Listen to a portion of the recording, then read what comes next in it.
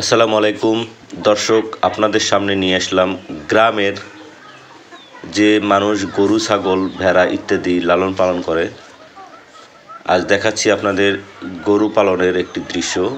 গরু পালনে দেখেন, এই গরুটার বাছুর তার মায়ের দুধ খাইতেছে। এই গরুটা বছরে একটা করে বাছুর দেয়।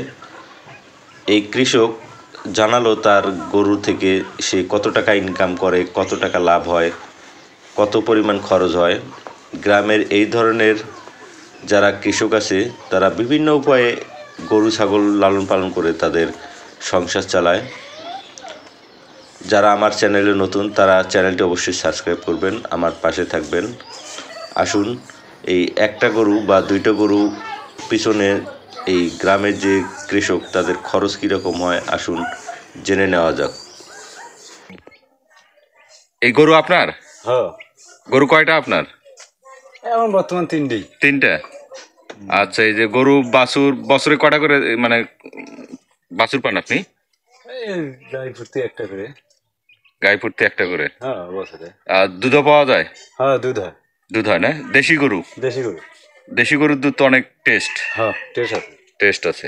বছরে একটা করে বাছুর পাচ্ছেন, তারপরে একটা করে মানে তারপরে দুধও পাচ্ছেন। খরচ কেমন হয়? খরচ হালকাই আছে, দেশি গরুর প্রধান খরচ হালকাই আছে। দেশি গরু খরচ হালকা?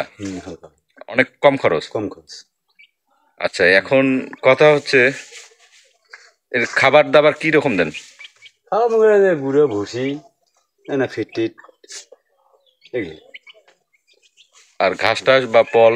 ঘাস খুব একটা খেলে নেই, তো খ্যার খেলে। খ্যার? হ্যাঁ, ঘাস খুব একটা খেলে।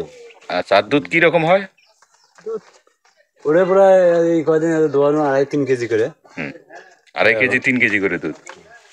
কি ডোজ খেলে একটু না দুধ কমছে। আবার ফিরে পারবি, খেলেলেই ফিরে পারবি। আচ্ছা,